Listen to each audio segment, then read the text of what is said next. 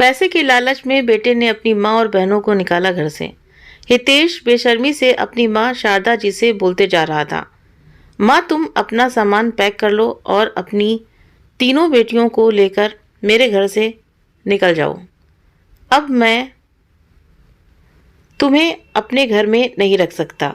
बेटे की बात सुनकर शारदा जी स्तब्ध सी रह गईं।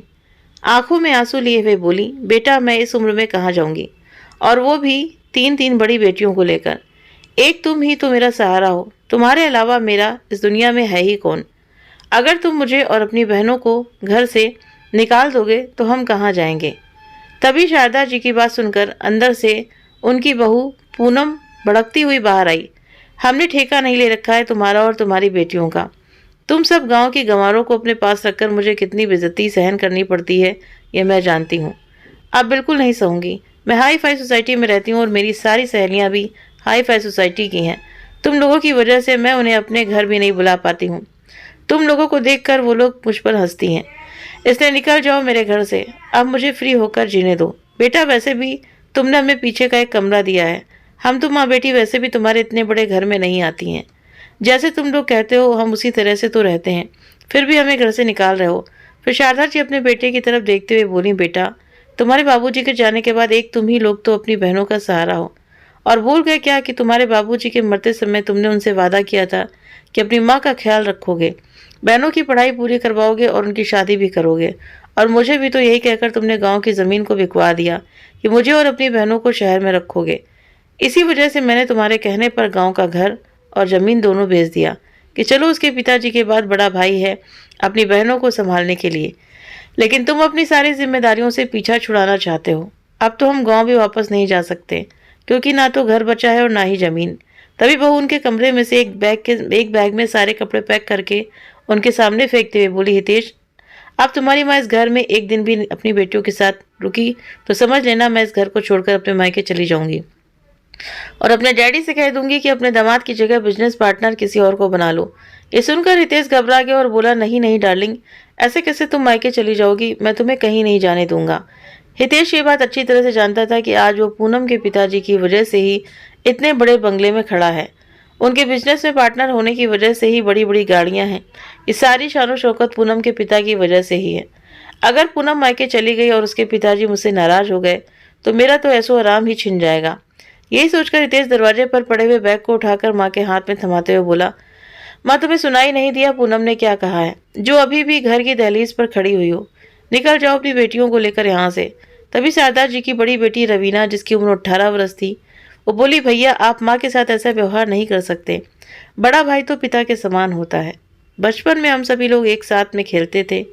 मुझे तो अपने भाई पर इतना गुमान था, लेकिन आज आपके व्यवहार को देखकर मन बड़ा दुखी हो गया। मुझे तो लगा था कि पिताजी के जाने के बाद आप हम सबकी जिम्मेदारी बहुत अच्छे से निभाएंगे। तुमसे हम सबकी बड़ी ही उम्मीदें थीं।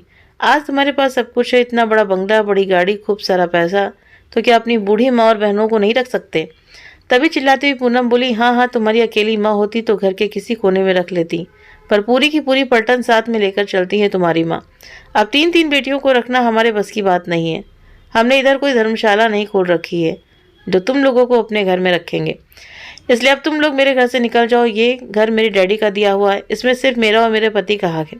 दरअसल पूनम को यही चिंता थी कि कहीं ऐसा ना हो उसका पति हितेश अपनी माँ और बहन के प्यार की वजह से कहीं पिघल ना जाए और उनकी पढ़ाई लिखाई के खर्च और शादी ब्याह के खर्च उठाने के लिए तैयार ना हो जाए। इसलिए पूनम ने पहले से ही प्लान बना लिया कि इन माँ बेटी को घर से निकालना ही बेहतर है। और हितेश को भी अपनी माँ और बहनों से पैसा और शान शौकत ज़्यादा प्यारा था। वो अपनी ज़िंदगी के ऐशो आराम के लिए माँ और बहनों को छोड़ सकता था। थोड़ा बहुत हितेश अगर माँ की तरफ खींचता भी तो पूनम उसे अपने डैडी की धमकी देकर अपनी बात मनवा लेती। वो अच्छी तरह से जानती थी कि हितेश को पैसे ज़्यादा प्यारे हैं और अपनी बूढ़े माँ बहनों की वजह से वो अपनी लग्जरी व लाइफ कभी नहीं छोड़ेगा। ये सब सोचते हुए वो फिर से बोली, माँ जी सुनाई नहीं देता क्या, उठाओ अपना सामान और निकल जाओ मेरे घर से। तभी बड़ी बेटी रवीना बोली, भाभी अब आप एक भी शब्द मत बोलिएगा, बहुत बेइज्जती कर ली माँ की, और कुछ कहा तो मुझसे बुरा कोई नहीं होगा। ओहो देखो तो सही तुम्हारी बहन के नखरे, गुरूर तो ऐसा भरा है जैसे कहीं की महारानी हो। महारानी हूँ या नहीं, लेकिन आपकी फालतू की बातें अब नहीं सुनूंगी। जब तक आपके घर में रह रही थी तब तक हमने बहुत कुछ सहन किया था, तुम्हारे घर के सारे काम भी हम चारों माँ बेटियां ही करती थी। कुछ फोकट में ही रखती थी तुम हमें अपने घर में। अब इन्हीं कामों के लिए तुम्हें काम वाली रखनी पड़ेगी, तब तुम्हें हमारी कीमत पता चलेगी। देख रहे हो अपनी बहन के तेवर, हाथ में एक पैसा नहीं है, लेकिन अकड़ सातवें आसमान पर है। भाभी ये अकड़ नहीं बल्कि स्वाभिमान है। तभी शारदा जी की बेटी को शांत कराते हुए बोली, बेटा शांत हो जा, शहर में आकर बेटा इतना बदल जाएगा, इसकी कभी हमने कल्पना भी नहीं की थी। अब बहू तो पराई थी, लेकिन बेटा भी पराया हो गया है, तो अब इधर रहकर हम क्या करेंगे। ठीक है बेटा, तुम्हारे घर से जा रहे हैं। जाते आते शारदा जी अपनी बहू से बोली, बहू तुम्हें जिस पैसे का रुतबे का इतना घमंड है ना, एक दिन देखना मेरी बेटियां तुम्हारा घमंड तोड़ देंगी, वो भी कामयाबी के ऐसे मुकाम को छुएंगी जिसकी कभी तुमने उम्मीद भी नहीं की होगी। शारदा जी की बात सुनकर बहू हंसने लगी और बोली, हाँ हाँ, क्या आता है तुम्हारी बेटियों को, झाड़ू पोछा करने के सिवा उन्हें कुछ आता भी है? किसी के घर में जाकर बस यही कर सकती हैं वो, इससे ज़्यादा कुछ नहीं। चली मेरी बराबरी करने। कहते हुए पूनम ने शारदा जी और उनकी बेटियों को धक्का दे दिया और बोली, पलट कर दोबारा मेरे घर में कभी मत आना। शारदा जी बेटे की तरफ बड़ी आस से देख रही थी, पर बेटा भी चुपचाप सर झुकाकर घर के अंदर चला गया। बेटे का व्यवहार शारदा जी को खाया जा रहा था, लेकिन कर भी क्या सकती थी। तीनों बेटियों को लेकर शारदा जी वहां से चल दी और थोड़ी दूर जाकर सड़क के किनारे एक पेड़ के नीचे बैठ गई। तभी सबसे छोटी बेटी रिया रोने लगी और बोली, माँ अब हम कहाँ जाएंगे, कहाँ रहेंगे? क्या हमें इसी पेड़ के नीचे रहना होगा? बेटी की बात सुनकर शारदा जी ने अपनी तीनों बेटियों को गले से लगा लिया और हिम्मत देते हुए कहने लगी, नहीं बेटा, एक दिन हमारा अपना घर भी होगा, हम भी अपने घर में शान से रहेंगे, सारी सुख सुविधा होंगी, कोई कमी नहीं होगी हमारे पास भी। बस कुछ दिनों की मुसीबत है और हमें इसे पार करना है। सुख दुख सबकी ज़िंदगी में आता है बेटा, अभी हमारा अच्छा समय नहीं चल रहा है, भगवान हमारी परीक्षा ले रहा है। तभी तो 5 महीने पहले तुम्हारे पिताजी हमें छोड़कर चले गए और अब तुम्हारे भैया ने भी हमें छोड़ दिया, लेकिन ये समय भी बीत जाएगा और एक दिन देखना हमारा समय भी आएगा। इस तरह से अपनी बेटियों को शारदा की हिम्मत दे रही थी। शारदा जी की हिम्मत की वजह से उनकी बेटी रवीना भी बड़ी हिम्मत वाली थी। शाम होते होते सबको भूख लगने लगी। माँ इधर आसपास कुछ दिखाई भी नहीं दे रहा। जब से भैया के पास शहर में आए हैं, तब से भैया हमें कहीं लेकर भी नहीं गए जिससे शहर में हमारी कुछ जान पहचान हो। पास में ही किसी मंदिर की घंटी की आवाज़ आ रही है, चलो उधर ही चलते हैं, हो सकता है उधर हमें कुछ खाने को मिल जाए। शारदा जी अपनी बेटियों को लेकर मंदिर की तरफ चल पड़ी। देखा तो मंदिर में भगवान की दया से भंडारा हो रहा था। शारदा जी बेटियों के साथ भंडारे का भोजन करने लगी और भगवान का लाख लाख शुक्र करने लगी कि आज तो मुझे तुम्हारे ऊपर भरोसा हो गया, तो किसी को भी भूखे नहीं सोने दे सकता। 1-2 दिन तो शारदा जी के मंदिर में ही वहाँ प्रसाद खाकर निकल गए, लेकिन फिर वो अपनी बेटियों से बोली कि बेटा, हम इस तरह से ज़्यादा दिन तक नहीं रह सकते, हमें कुछ तो करना पड़ेगा, अपने लिए कुछ काम ढूंढना होगा, तभी हम पैसे कमा पाएंगे और अपने लिए एक छत ले पाएंगे और मेहनत से ही 2 वक्त का खाना खा पाएंगे। लेकिन माँ, हमारे हाथ में तो एक पैसा भी नहीं है और बिना पैसे के हम कुछ नहीं कर पाएंगे, बड़ी बेटी रवीना ने कहा। तो शारदा जी ने अपने कानों के छोटे छोटे कुंडल को उतारते हुए रवीना के हाथ में रख दिए और बोली कि बेटा, हमें सोने के कुंडल को बेच देंगे, पर माँ हमें तो पता भी नहीं कि हम इनको कहाँ बेचेंगे। तभी मंदिर की सीढ़ियों से उतरते हुए एक सेठ सेठानी उन्हें दिखाई दिए। शारदा जी उनके पास गई और हाथ जोड़कर बोली, आप मुझे बड़े ही धनी व्यक्ति लग रहे हैं, मुझे पैसों की बहुत ज़रूरत है, आप मेरे सोने के कुंडल ले लीजिए, खरे सोने हैं, चाहे तो आप इनको चेक भी करवा सकते हैं और इसके बदले में जितनी भी कीमत आपको ठीक लगे वो मुझे दे देना, क्योंकि मुझे पैसों की बहुत ज़रूरत है। वो सेठ सेठानी बहुत ही भले लोग थे। वो कहने लगे, तुम कुंडल क्यों बेच रही हो? बस कुछ मजबूरी है साहब, 3 बेटियों की जिम्मेदारी है, इसलिए बेचने पड़ रहे हैं। इतना कहते कहते शारदा जी की आंखों में आंसू भर आए। कहाँ है तुम्हारी बेटियां? सेठानी ने पूछा। तो शारदा जी ने सीढ़ियों पर बैठी हुई अपनी 3 बेटियों की तरफ इशारा किया। सेठ जी पूछने लगे कि तुम इन पैसों से क्या करोगी? इससे तो कुछ दिनों का ही खर्च चलेगा, मैं सब्जी का ठेला खरीद लूंगी और अपनी बेटियों के साथ सब्जी बेचूंगी। सेठ सेठानी शारदा जी की मजबूरी को बहुत अच्छी तरह से समझ रहे थे। बेचारी 4 बेटियों को लेकर कहाँ जाएंगी। वो कुंडल खरीदने के लिए तैयार हो गए और उसके बदले में उन्हें 20,000 रुपये दे दिए। 2 दिन बाद से सेठानी फिर से मंदिर आए तो देखते हैं कि शारदा जी ने मंदिर के पास ही एक सब्जी का ठेला लगाया हुआ है, जिस पर सभी ताज़ी सब्जियां रखी थीं। अपने बेटियों के साथ सब्जियां बेच रही थी। शारदा जी की ईमानदारी को देखकर सेठ सेठानी उनके पास गए। उन्हें देखते ही शारदा जी से बोले, अरे अब बताओ आपको क्या सब्जी चाहिए? आपने हमारे ऊपर इतने एहसान किए हैं, हम आपको ऐसे ही सब्जी दे देंगे। नहीं नहीं, हम सब्जी लेने नहीं आए हैं, बल्कि तुमसे कुछ कहने आए हैं। अगर तुम बुरा ना मानो तो अपनी बेटियों के साथ मेरे घर में आकर रह सकती हो। दरअसल हम दोनों पति पत्नी बहुत बड़े घर में अकेले रहते हैं। हमारी कोई संतान भी नहीं है। शादी को पूरे 30 वर्ष हो गए हैं। खाली घर काटने को दौड़ता है। घर में पैसों की कोई कमी नहीं है, लेकिन घर में ना तो कोई बात करने वाला है और ना कोई अपना है। तुम्हें हमारी ज़रूरत है और मैं भी चाहता हूँ कि तुम्हारे जैसे ईमानदार लोग मेरे घर में आकर रहें। साहब, मैं बिना कुछ काम धाम किए आपके घर में फोकट में नहीं रह सकती।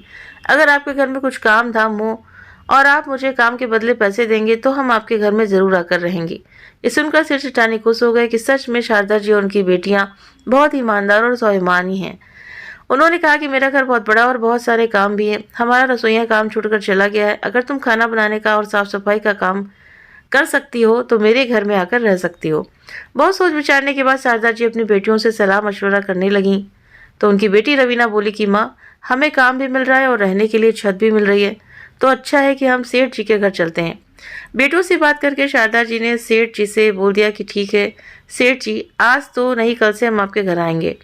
आप बता देना हमें कहाँ आना है। ठीक है, हम आपको कल खुद लेने आ जाएंगे। इतना कहकर से सेठानी अपने घर चले गए। उनके जाते ही शारदा जी के बेटे बहू मंदिर में आए। तभी उनकी नज़र शारदा जी उनके ठेले पर गई। सब्जी बेचते देख पहले तो उनकी बहू पूनम ठहाका लगाकर हंसने लगी। फिर कहने लगी, मैंने कहा था ना, तुम माँ बेटी की यही औकात है। या तो किसी के घर में झाड़ू पोछा करोगी या बर्तन धो लोगे, लेकिन मुझे ये उम्मीद नहीं थी कि तुम्हें सड़कों पर सब्जी बेचनी पड़ेगी। और क्या तुम्हें यही शहर मिला था सब्जी बेचने के लिए? कुछ तो मेरे बारे में सोच लिया होता। बहू, अगर आज मुझे सब्जी का ठेला लगाना पड़ रहा है तो इसके जिम्मेदार भी तुम दोनों ही हो, क्योंकि तुम दोनों के कहने पर ही मैंने गाँव की ज़मीन और घर बेच दिया। लेकिन शहर में आकर बेटा इतना स्वार्थी निकल जाएगा, इसका नहीं पता था हमें। अगर गांव में मेरा घर और ज़मीन होती तो हम वहीं चले आते, लेकिन तुम दोनों ने हमें कहीं का नहीं छोड़ा। हमारा सब कुछ छीन लिया, लेकिन एक दिन हमारा समय ज़रूर बदलेगा। जितना आज तुम मेरा और मेरी बेटियों का मजाक बना रही हो, एक दिन देखना तुम्हारे बराबरी में मैं मेरी बेटियां खड़ी होकर दिखाएंगी। तभी बहू फिर से हंसते हुए कहने लगी, क्यों मजाक करती हो बुढ़िया? सब्जी का ठेला लगाकर तुम्हारी बेटियां मेरी बराबरी करेंगी। हटाओ यहाँ से सब्जी का ठेला। कहते हुए बहू ने सारी सब्जी फेंक दी। बेटा पास में खड़ा सब कुछ देख रहा था पर कुछ नहीं बोला। सब्जी फेंककर दोनों बेटे बहू कार में बैठकर अपने घर चले गए। आज शारदा जी और उनकी बेटियों की आंखों में आंसू नहीं थे, बल्कि उन सबके दिल में एक ऐसी तमन्ना जाग उठी थी कि अब बस किसी भी तरह से खूब सारे पैसे कमाने हैं और भाई भाभी को उनकी औकात दिखानी है, फिर चाहे उसके लिए हमें दिन रात मेहनत करनी पड़े। हम तीनों बहनें मेहनत करेंगी, लेकिन अपनी माँ का असर कभी नहीं झुकने देंगी। माँ, तुम चिंता मत करो। सुबह सुबह मंदिर के पास शारदा जी अपनी बेटियों के साथ बैठी थी कि तभी सेठ सेठानी अपनी कार लेकर उन्हें लेने के लिए आ गए। पहले सबने भगवान के दर्शन किए, फिर चारों माँ बेटी सेठ सेठानी के साथ कार में बैठकर उनके घर आ गए। सच में सेठ जी का घर बहुत बड़ा था, लेकिन उस घर में रहने वाले सिर्फ 2 ही लोग थे। बाहर की तरफ एक पोर्शन बना हुआ था जो कि उनके घर के रसोइये का था। शारदा जी अपनी तीनों बेटियों के साथ उसी पोर्शन में रहने लगीं। एक दिन सेठानी वहां आई तो उन्होंने देखा कि शारदा जी की दोनों बड़ी बेटियां घर का सारा काम निपटाने के बाद कुछ पढ़ रही थीं। क्या पढ़ रही हो बेटा? कुछ नहीं आंटी जी, ये मेरी पुरानी किताबें हैं। पढ़ने का बहुत शौक है, लेकिन पढ़ाई बीच में ही छूट गई, इसलिए अपनी पुरानी किताबों को पढ़कर मन हल्का कर लेते हैं।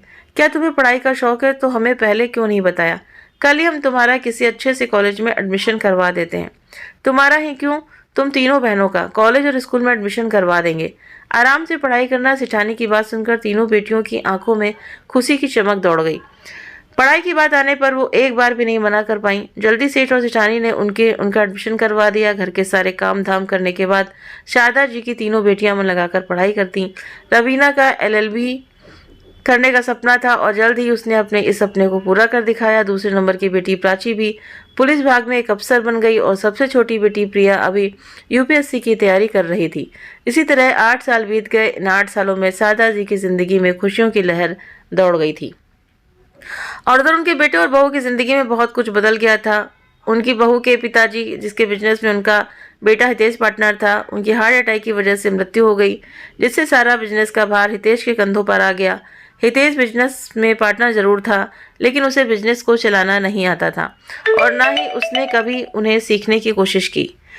सिर्फ ऊपरी तौर पर वो अपनी पत्नी के पिता का साथ देता रहा। धीरे धीरे उसके बिजनेस में घाटा होता गया और एक दिन ऐसा आया कि उसका सारा बिजनेस बिक गया।